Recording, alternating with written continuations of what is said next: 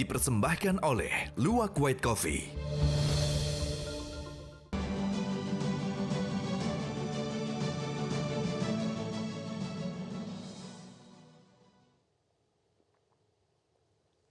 Oh, segar kopinya. Kamarudin Simajuntak, Siap. pengacara dari almarhum Brigadir J. Ya. Menko Polhukam memberikan indikasi motivasi penembakan adalah Konten dewasa. konten dewasa. Kalau konten dewasa, orang pasti menduga ya berarti ada hubungan asmara. Ya. Oke. Kemudian tadi Pak Burhanuddin, pengacara dari Berada M mengatakan sejak di Magelang sudah nyonya ini sudah nangis-nangis. Ada pertengkaran. Ada pertengkaran. Iya. Oke. Itu dulu. Jadi menurut Anda motivasinya apa? Ini adalah dendam. Dendam sama siapa? Dendam daripada pelaku kepada almarhum. Dendamnya itu begini. Jadi tanggal 21 Juni ada pengancaman. Ya.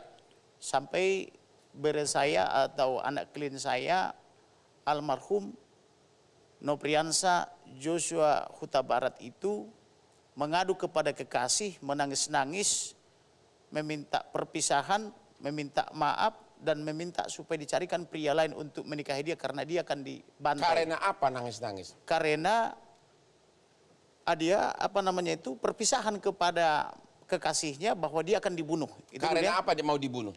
Karena ada orang yang membunuh dia itu sekuat lama. Motivasinya belum tahu. Motivasinya sudah. Motivasinya Yaitu apa? Pertama iri diantara ini dua motivasi ini. Ya. Sekuat lama itu dendam bukan dendam iri hati kepada almarhum ini karena ini anak yang lebih disayang. Kemudian ada dugaan yang disebut tadi, yang diduga pelakunya adalah si bapak. Dugaan apa? Dugaan ada perempuan lain yang diisukan cantik-cantik itu. Yang katanya polwan. Entah siapalah itu. Nah, Oke.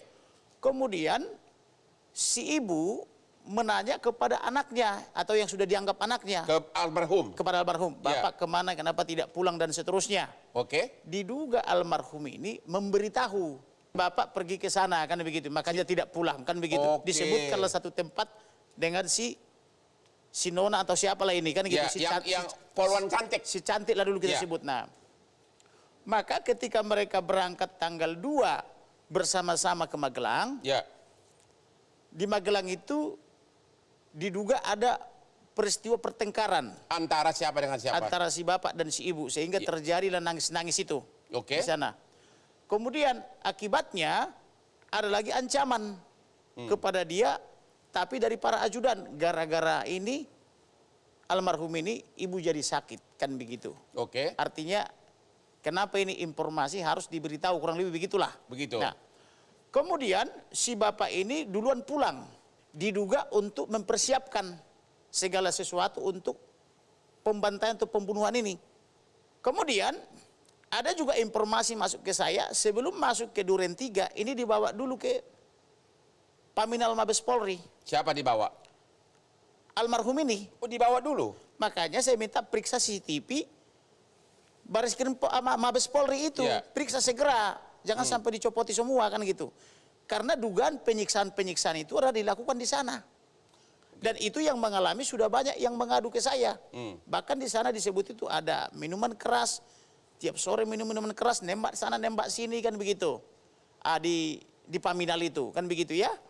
Kemudian di sana juga ada alat-alat diduga untuk penyiksaan-penyiksaan seperti mematahkan jari-jari dan sebagainya. Dan itu juga dialami oleh polisi-polisi lain yang mengadu ke saya, kan begitu. Jadi Anda apa dugaan Anda kenapa almarhum dibawa ke kantor Paminal untuk disiksa, Mabes Polri? untuk disiksa. Untuk Makanya mengaku apa? ada, ya artinya apakah kau yang memberitahu itu kepada si Nyonya. ibu, si nyonya, kan begitu. Karena Memberitahu ada hubungan khusus, dugaan hubungan asmara dengan betul. si cewek polwan. Nah, jadi dia disiksa untuk mendapatkan pengakuan sampai semua membuka handphonenya. Itu makanya handphonenya itu sejak 1625 Ya. itu masih read, sejak itu sudah dimatikan semua. Oke. Gitu. Sebentar. Ya. Pak Dedi. Jadi bilang dulu supaya langsung disita itu CCTV. Pak Dedi, ada pernyataan dari Pak Kamarudin, kuasa hukum Brigadir J katanya sebelum ditembak almarhum ini dibawa dulu ke kantor Paminal Propam Mabes Polri. Apa itu benar? Diduga dibawa. Diduga dibawa. Dari hasil keterangan para saksi yang sudah dimintain keterangan, termasuk yang 31 orang yang sudah dimintain keterangan oleh Itsus, tidak ada yang mengarah ke sana. Tidak ada. Dan semua CCTV yang ada di Mabes Polri saat ini sudah disita oleh penyidik, termasuk oleh Itsus, dan masih dalam proses analisis oleh laboratorium forensik. Dan perlu saya sampaikan juga, Mbak Fatma, memang dari hasil analisa otopsi awal, saya hanya meneruskan apa yang disampaikan oleh kedokteran forensik ya, karena memang mereka yang lebih berkompetensi. Ya, saya hanya mengutip bahwa semua luka yang ada di tubuh Brigadir Yosua adalah luka tembak.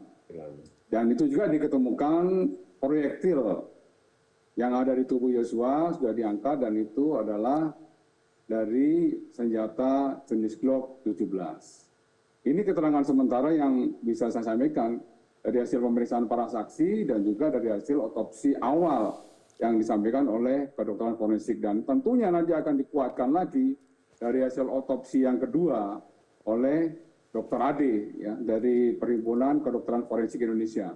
Jadi biar kita betul-betul jernih menyampaikan sesuai dengan fakta dan proses pembuktian secara ilmiah, Bang Fatma. Terima kasih Pak Dedi. Terima kasih. Pak Kamarudin, saya bertanya lagi. Iya. Tadi Pak Dedi bicara soal hasil autopsi. Katanya hasil itu adalah murni hasil penembakan. Siapa bilang? Sebentar dulu, makanya saya tanya. Sementara di autopsi kedua, dua saksi saudara yang juga adalah dokter menyatakan banyak luka lain di luar penembakan. Apa tanggapan Bapak terhadap pernyataan Pak Dedi? Itu bohong. Apa alasan saudara menyatakan bahwa hoaks pernyataan yang menyatakan bahwa, Ya, karena bahwa itu kalau- murni penembakan? Karena Karopenemas mengatakan Baradae ini katanya pelatih polisi, Ya. pelatih sniper, jago tembak, vertikal segala macam hantu blau gitu loh. Mana tunjukkan sama saya. Enggak, dari segi visumnya gimana? Dari segi visumnya, sebelum divisum, ini sebelum Ya. divisum dulu Ya. ya, diserahkan mayat Ya. atau jenazah almarhum. Tapi tak boleh dibuka petinya. Kami sebagai tulang punya kepentingan secara adat Oke. meletakkan ulos di mayatnya. Kenapa dilarang-larang dibuka? Nah, itulah yang membuat curiga, maka muncullah wanita-wanita pemberani.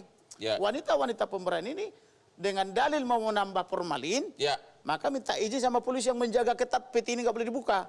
Maka begitu dibuka, ditemukanlah ada sayatan-sayatan di sini, ada luka di bibir, ada luka di hidung dijahit, ada luka di tangan, ada rembesan darah Dan secara kasat mata itu bukan penembakan. bukan tembakan, gitu loh. Bah, kemudian Ini Pak Dedi gimana nih Pak Dedi?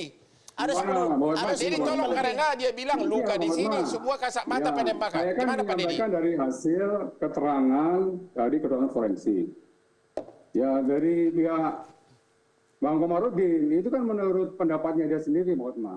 Ya, Jadi tapi mari Bapak yang sama-sama kita menerangkan. bersabar menunggu dari hasil otopsi yang kedua.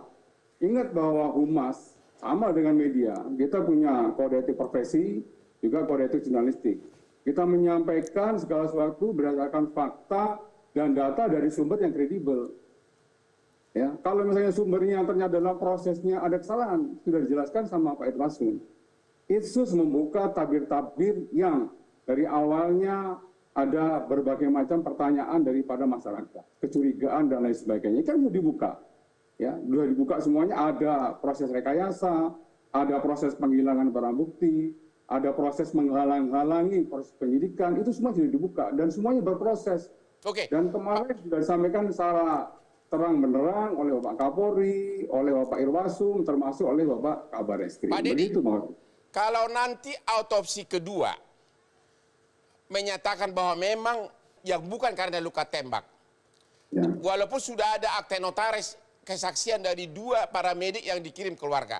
Siap. Kalau ternyata hasil autopsi kedua berbeda dengan autopsi pertama, apakah dokter forensik di autopsi pertama akan dijadikan tersangka? Harus.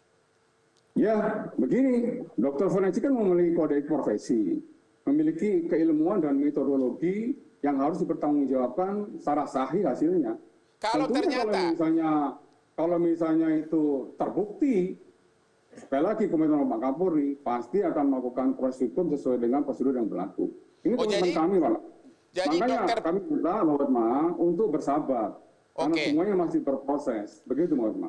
Jadi calon tersangka berikutnya kemungkinan adalah dokter forensik di visum pertama.